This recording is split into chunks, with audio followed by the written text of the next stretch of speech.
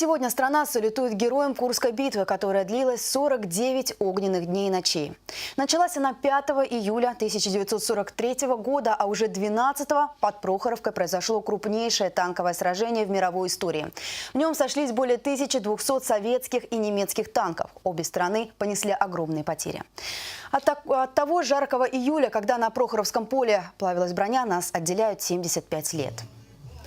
Каждый год в День Петра и Павла на Третьем Ратном разворачиваются главные торжества по случаю годовщины победы советских воинов в Курской битве.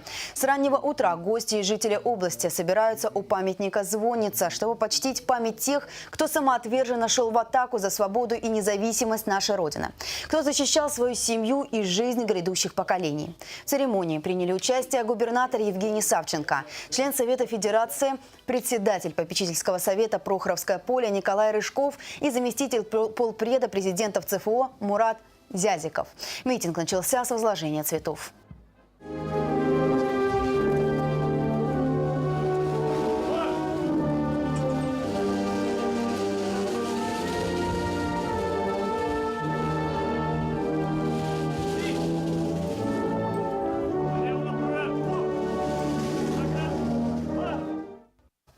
Уже не первый год подряд в числе самых почетных гостей праздничных торжеств участница Курской битвы и Прохоровского танкового сражения, председатель Совета ветеранов 95-й гвардейской стрелковой дивизии Мария Михайловна Рухлина.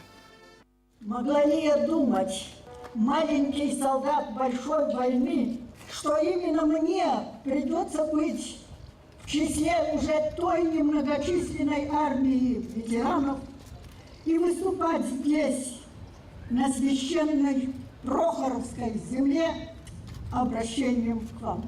Советский народ здесь окончательно сломал хребет немецкому фашизму. Отсюда пошла победа окончательная. И нигде, уверяю вас, нигде уже немцы не наступали, а только оборонялись.